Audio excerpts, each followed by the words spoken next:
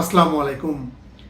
তুমি কে আমি কে, আসিয়া আসিয়া, এই স্লোগানে মুখরিত বাংলাদেশের বিভিন্ন ক্যাম্পাস। মাগুরার সেই ছোট্ট মেয়েটির জন্য বিচারের দাবিতে সারা বাংলাদেশের নারীরা রাস্তায় নেমেছে। সবার একটাই চাওয়া, দ্রুত ধর্ষকের বিচার। আসিয়ার জন্য যখন সারা বাংলাদেশে বিক্ষোভ চলছে, ঠিক তখন আমরা সাম্প্রতিক কয়েক বছরের বাংলাদেশে নারী সহিংসতা যে চিত্র, সেই পরিসংখ্যানটা আপনাদের সামনে তুলে ধরতে চাই। এ নিয়ে ডেইলি স্টার একটি প্রতিবেদন করেছে, সেই প্রতিবেদনটি একটু দেখে আসি। 5 বছরে 12,000 নারী কন্যা শিশুর প্রতি সহিংসতা, 6,000-এর বেশি ধর্ষণ।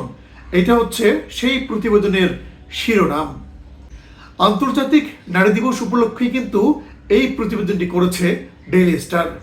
সেই প্রতিবেদনে human rights support society HRSS তথ্য অনুসারে 2020 থেকে 2024 সাল পর্যন্ত গত 5 বছরে বাংলাদেশে অন্তত 11,758 জন নারী ও মেয়ে শিশু নির্যাতন ও সহিংসতার শিকার হয়েছে, যার মধ্যে 6,305 জনকে ধর্ষণ করা হয়েছে।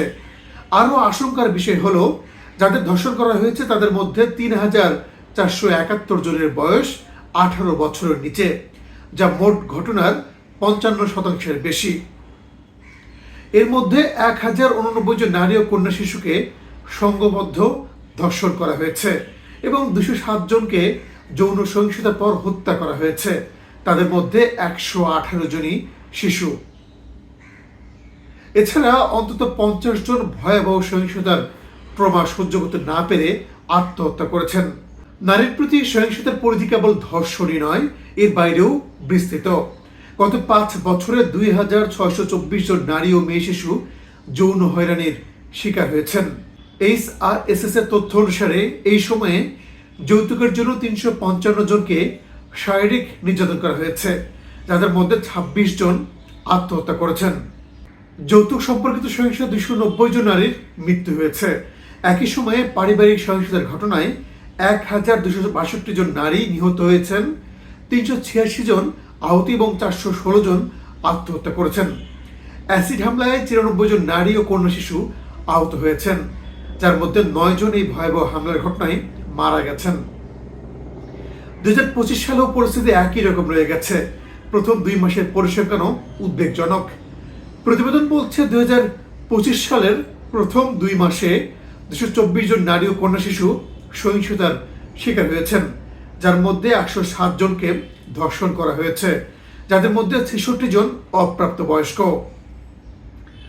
আরও 27 জন নারী ও শিশুকে সংঘবদ্ধ ধর্ষণ করা হয়েছে এবং 29 জন যৌন হয়রানির শিকার হয়েছেন, যার মধ্যে 16 জনই শিশু। যৌতুক সম্পর্কিত সহিংসতার কারণে মারা গেছেন 6 জন নারী, আহত হয়েছেন 2 জন।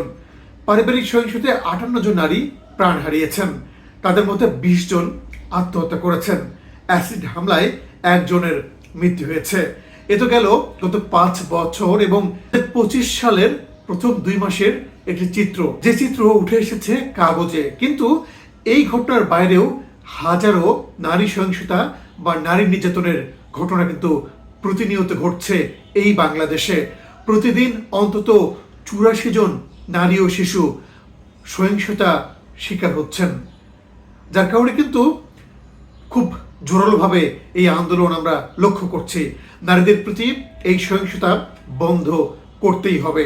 যারা এই ঘটনার সঙ্গে জড়িত প্রত্যেককেই দ্রুত শাস্তির আওতায় আনতেই হবে, না হলে বাংলাদেশে নারী সহিংসতা কমানো সম্ভব না। সরকারের উচিত দ্রুত অ্যাকশনে যাওয়া।